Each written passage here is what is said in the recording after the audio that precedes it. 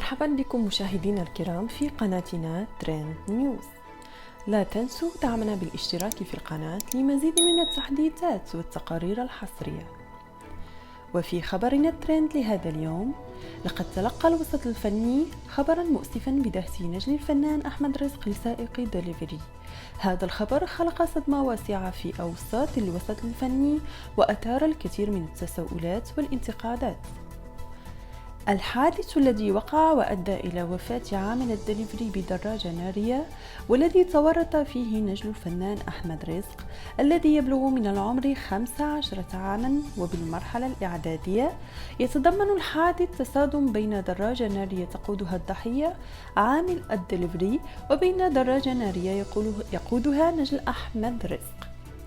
الحادث أسفر عن ارتفاع أعلى ب10 أمتار، وهو الضحية ما تسبب في كسر في الجمجمة والفك بالكامل ونزيف في المخ. وأثناء الحادث ترك علاء مصابا بالدماء على الطريق، مما استدعى إجراء عملية جراحية.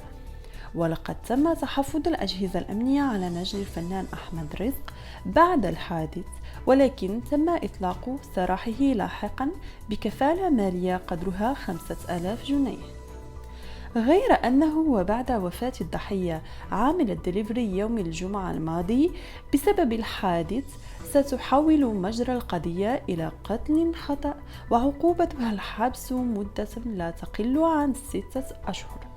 ولقد أوضحت عائلة الضحية أنه سوف يتم متابعة القضية من خلال المحامي الخاص بالعائلة، وأكد أنه تم تفويض محامي العائلة بالتصريح لوسائل الإعلام المقروءة المسموعة والمرئية للإطلاع على مجريات القضية والتفاصيل الجديدة بعد وفاة المجني عليه على ضحية نجل الفنان أحمد رزق. ودائما لا تنسوا دعمنا بالاشتراك في القناة لمزيد من التحديثات والتقارير الحصرية.